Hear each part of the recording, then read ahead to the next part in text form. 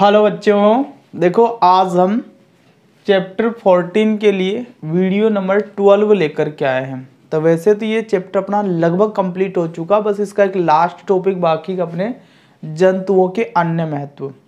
तो देखो वैसे तो अपन ने जंतुओं के कई सारे महत्व पढ़ लिए हैं। जैसे रेशम कीट का पालन किया, उससे रेशम अपन ने प्राप्त किया, तो उससे रेशम का धागा बनाया, कपड़े बनाए। ठीक इसी तरीके से मधुमक्खी का पालन किया तो उससे शहद प्राप्त कर लिया, मोम प्राप्त कर लिया। लाख कीट का संवर्धन किया तो उससे लाख प्राप्त कर लिया। इसी तरीके से पशुपालन के अंदर जो गाय भैंस थी, इनसे अपन ने दूध प्राप्त किया। भेड़ का पालन किया तो उससे ऊन प्राप्त हुई। मोती का संवर्धन मुक्ता संवर्धन किया तो उससे मोती प्राप्त हुए। मछली पालन किया तो मछली प्राप्त हुई। तो वैसे तो जंतुओं के बहुत सारे महत्व अपन पढ़ चुके हैं, लेकिन इसके अलावा कुछ अन्य जंतु बचते हैं जिनके भी कुछ महत्व हैं। तो आज अपना टॉपिक है जंतुओं के अन्य महत्व। तो इसके अंदर मुख्य रूप से अपन 5 महत्व के बारे में पढ़ेंगे। तो कुछ छोटी छोटी बातें बस है जो उनको अपने को ध्यान में रखना है। तो देखो जंतुओं के अन्य महत्व के अंदर पहला महत्व है रंग। तो देखो क्या है इसमें कि कैक्टस नाम का एक पौधा होता है और उस पौधे के ऊपर कुछ शल्क कीट निवास करते हैं। मतलब कुछ जंतु है, कीट है ना, तो इनके सूखे शरीर से रंग प्राप्त होता है। एक तो टेनिन और दूसरा कोकिनोल। ये जो कैक्टस पौधा है, इसके ऊपर रहने वाले कुछ शल्क कीट हैं, इनके सूखे शरीर से टेनिन और कोकिनोल नाम का रंग प्राप्त होता है और इस रंग का उपयोग सौंदर्य प्रसाधन बनाने में किया जाता है। सौंदर्य प्रसाधन का मतलब समझते हो ना? हाँ, मुखड़ियों को चमकाने के लिए जो पदार्थ काम में लिए जाते हैं वो है सौंदर्य प्रसाधन सामग्री। ठीक है, तो देखो मैं आपको कैक्टस का पौधा दिखाता हूँ। कैक्टस का पौधा रेगिस्तानी भूमि पर उगने वाला पौधा होता है, जिसके मतलब तने के ऊपर कुछ कांटे भी आपको नजर आएंगे। तो इसको देखो ध्यान से। तो ये जो पौधा है, इसके ऊपर रहने वाले कुछ शल्क कीट है और उन शल्क कीटों के सूखे शरीर से हमें रंग प्राप्त होता है। कौन कौन सा? टेनिन और कोकिनोल। और इनका उपयोग किस में किया जाता है? सौंदर्य प्रसाधन सामग्री बनाने में किया जाता है। दूसरा उपयोग देखो भाई, अपमार्जक। तो देखो अपमार्जक का मतलब होता है साफ करने वाला, चाहे किसी भी तरीके से वो सफाई करता हो।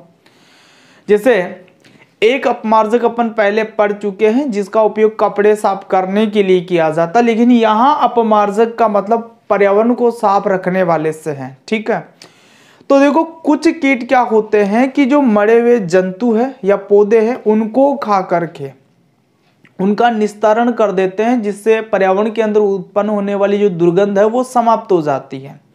तो इस तरीके से वो पर्यावरण को साफ करने का कार्य करते हैं। तो देखो कुछ कीट मृत पादप और जंतुओं के शरीर को खाकर पर्यावरण को साफ करते हैं, क्योंकि यदि ये इन मृत जंतुओं के शरीर को या पादपों को नहीं खाएंगे तो पर्यावरण में सड़ेंगे, उनसे दुर्गंध उत्पन्न होगी, पर्यावरण प्रदूषित होगा। तो उन मरे हुए जंतु और पादपों को ये कीट खा करके पर्यावरण को साफ करने का कार्य करता है। मतलब ऐसे जो कीट है वो किसका कार्य करेंगे? अपमार्जक का कार्य करेंगे।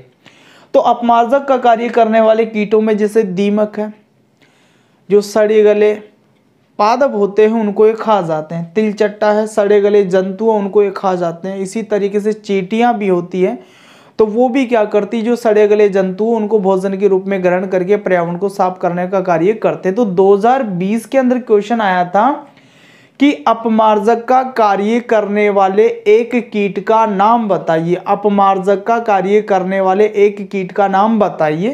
तो हमारे पास में उदाहरण दीमक है, तिलचट्टा है, इसके अलावा चींटी भी है। तो हम कोई सा भी एक नाम दे सकते थे। तो बात समझ में आ रही है? अपमार्जक का मतलब पर्यावरण को साफ करने वाले से है।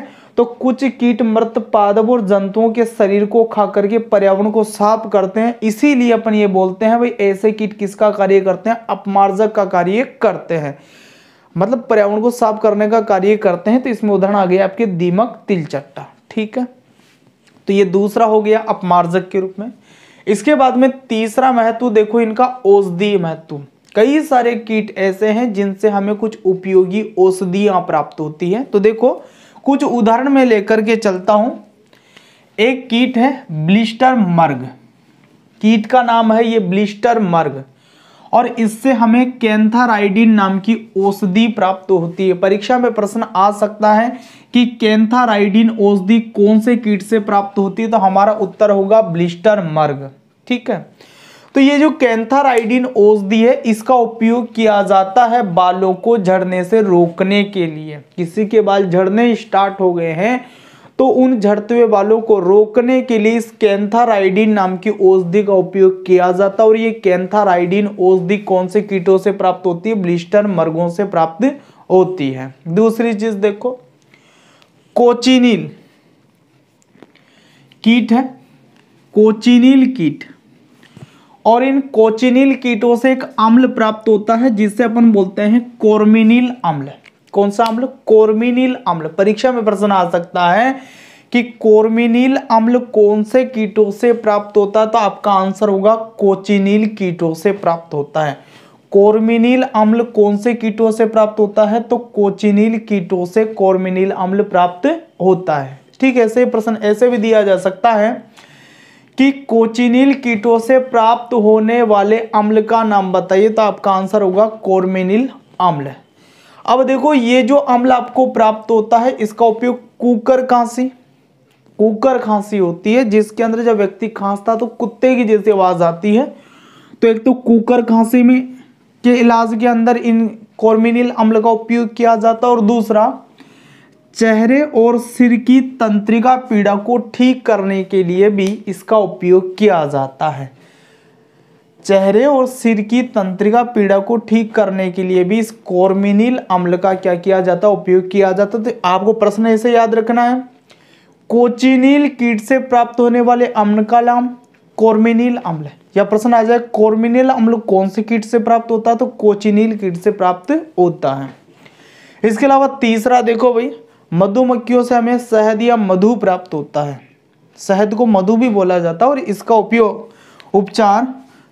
उपयोग अल्सर को ठीक करने में किया जाता है। अल्सर पेट से संबंधित एक बीमारी होती है, आमाशय के अंदर हो जाती है ये बीमारी, जिसके अंदर आमाशय की दीवार के अंदर घाव हो जाते हैं जिसे अपन अल्सर बोलते हैं। तो मधुमक्खी से जो शहद या मधु प्राप्त होता है उसका उपयोग अल्सर को ठीक करने में किया जाता है। तो इस अल्सर में क्या होता है कि जो आमाशय है उसके अंदर घाव हो जाता है, उसको ठीक करने के लिए मधु का या शहद का उपयोग किया जाता है। ठीक है, अब इसके बाद में देखो भोजन के रूप में, तो कई मांसाहारी लोग होते हैं जो कि मेंढक को, छिपकली को, सांप को, मछलियों को आदि को भोजन के रूप में ग्रहण करते हैं। तो कोई विशेष बात नहीं है, भोजन के रूप में उपयोग किया जा सकता है जानवरों का, है ना। तो देखो मेन बात आपको ध्यान रखनी है भाई, कैक्टस से टेनिन और कोकिनोल नाम का रंग प्राप्त होता है जिसका उपयोग सौंदर्य प्रसाधन बनाने में किया जाता है। अपमार्जक का काम करने वाले कीट कौन कौन से हैं, तो दीमक और तिलचट्टा है। कैंथाराइडिन औषधि कौन से कीटों से प्राप्त होती है, तो ब्लिस्टर मर्गों से प्राप्त होती है। कोचिनिल कीटों से कौन सा अम्ल मिलता है, तो कोर्मिनिल अम्ल मिलता है। या कोर्मिनिल अम्ल कौन से कीटों से प्राप्त होता है, तो कोचिनिल कीटों से मिलता है। तो आप एक काम कीजिए, वीडियो को पॉज करके इन बातों को नोट कीजिए। इसके बाद में एक महत्व और बताऊंगा इन जंतुओं के जो अन्य महत्व है, इसके अंदर एक महत्व और है पादपों में परागण, तो उसकी भी अपन बात करेंगे कि वो महत्व क्या है। पहले वीडियो पॉज करके इनको नोट कर लीजिए।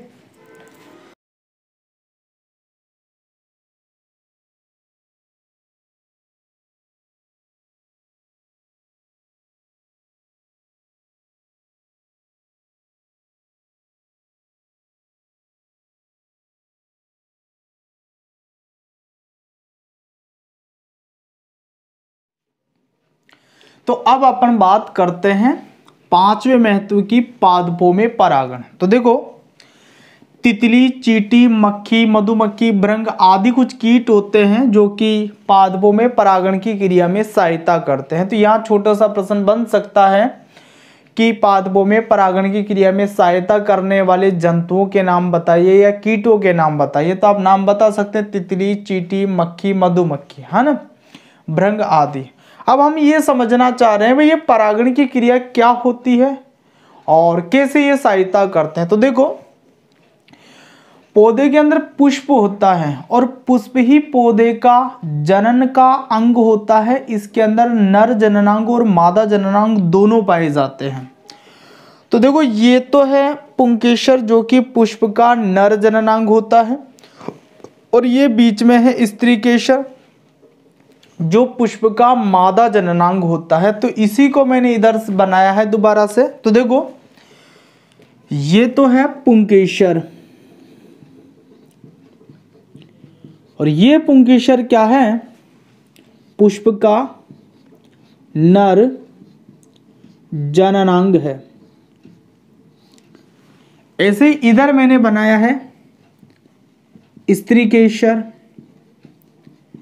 और ये जो स्त्रीकेसर है ये पुष्प का मादा जननांग है। कौन सा जननांग है, मादा जननांग। तो थोड़ा ध्यान से समझें, ये जो पुंकेसर है इसकी संरचना को दो भागों में बांटा जाता है। नीचे वाला जो भाग है इससे तो अपन बोलते हैं पुतंतु, जिसकी सहायता से पुष्प पर अटैच होता है, और ऊपर वाला जो भाग है इसे अपन बोलते हैं परागकोश। तो इस परागकोश के अंदर एक संरचना बनती है जिसे बोला जाता है परागकण, और इस परागकण के अंदर नर युग्मक पाए जाते हैं।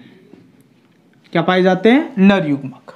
ठीक है, इसके ऊपर वाली संरचना को परागकोश बोला जाता है, और इस परागकोश के अंदर परागकण नाम की संरचना बनती है जिसके अंदर क्या पाए जाते हैं, नर युग्मक पाए जाते हैं। इधर आते हैं तो जो स्त्रीकेसर है इसकी संरचना को तीन भागों में बांटते हैं, वर्तिकाग्र, वर्तिका और अंडाशय। स्त्रीकेसर का सबसे ऊपर वाला ये जो भाग है इसको तो वर्तिकाग्र बोला जाता है, ये नलिकाकार भाग है इसे वर्तिका बोला जाता है, और नीचे का जो फूला हुआ भाग है इसे बोला जाता है अंडाशय। अब इस अंडाशय के अंदर बीजांड नाम की एक संरचना होती है, और इस बीजांड के अंदर मादा युग्मक या अंड कोशिका पाई जाती है। क्या पाई जाती है, मादा युग्मक या अंड कोशिका पाई जाती है।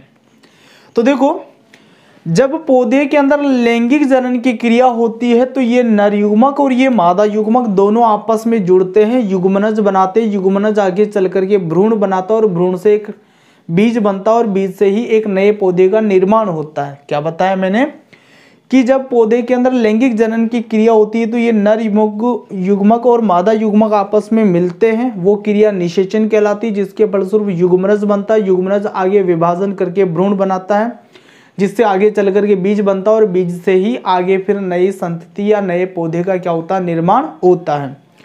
तो मतलब नए पौधे के निर्माण होने के लिए इस नर युग्मक और मादा युग्मक का मिलना जरूरी है। नर युग्मक किस में विद्यमान है, परागकण में विद्यमान है। तो देखो ये जो परागकण है आपके जो किस में बन रहे, परागकोश में, इनका किसी भी तरीके से स्त्रीकेसर के वर्तिकाग्र पर पहुंचने की जो क्रिया है उसे बोला जाता है परागण। पराग कणों का परागकोश से निकलकर स्त्रीकेसर के वर्तिकाग्र पर पहुंचने की क्रिया क्या कहलाती है, परागण कहलाती है। मतलब परागण की क्रिया के द्वारा ये जो परागकण है वो कहां पहुंच जाते हैं, स्त्रीकेसर के वर्तिकाग्र पर पहुंच जाते हैं, यहां पर पहुंच जाते हैं। जब ये यहां पर पहुंचते हैं तो उसके बाद में क्या होता है कि इस परागकण से एक नली निकलती है, और वो नली क्या करती है, नर युग्मकों को साथ में लेकर के चलती है। क्योंकि परागकण के अंदर नर युग्मक है तो वो नर युग्मकों को साथ में लेकर के चलती है, और लेकर के उसको कहां तक पहुंचा देती है, वो मादा युग्मक या अंड कोशिका तक पहुंचा देती है। नर युग्मक यहां पहुंच जाएगा मादा युग्मक या अंड कोशिका के पास में, और फिर आगे निषेचन की क्रिया होगी, युग्मनज बनेगा, युग्मनज से भ्रूण बनेगा, और भ्रूण से आगे चल करके क्या हो जाएगा, बीज का निर्माण हो जाएगा, जिससे कि नए पौधे का आगे चल करके क्या होता है, निर्माण होता है। तो आप ये समझ सकते हो कि ये परागण की क्रिया बहुत जरूरी है पौधे के अंदर लैंगिक जनन की क्रिया होने के लिए। तो देखो पौधे का जो पुष्प होता है उसमें क्या होता है कि रस स्त्रावित होता है, मकरंद स्त्रावित होता है, सुगंधित होता है, मीठा होता है। वो तो सुगंधित रस को प्राप्त करने के लिए जो कीट है, जैसे तितली हुई, चींटी हुई, मक्खी हुई, मधुमक्खी हुई, भृंग हुई, ये कीट क्या करते हैं, पुष्पों के ऊपर घूमते हैं।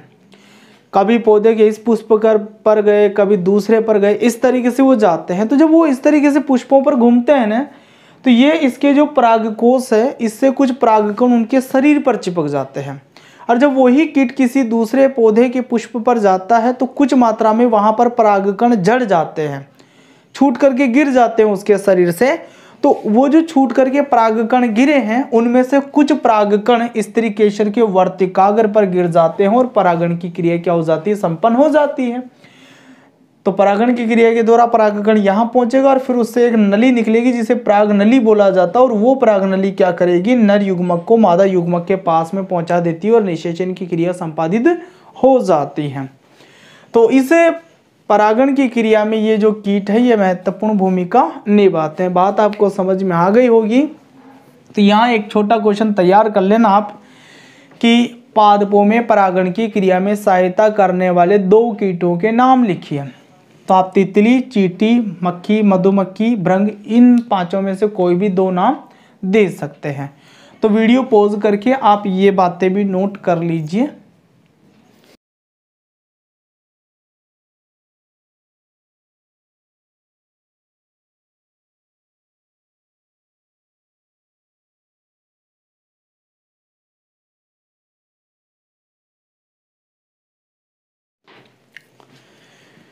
ठीक है भाई, कर लिया आपने नोट।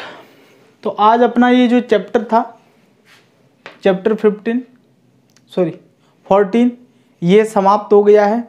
और ये चैप्टर पूरा 6 अंक का है, तैयार करना अच्छे से, 6 अंक का है ना। अब एक नया चैप्टर स्टार्ट करेंगे, तो उसी चैप्टर के साथ मिलेंगे फिर नेक्स्ट वीडियो में। तब तक के लिए ऑल द बेस्ट।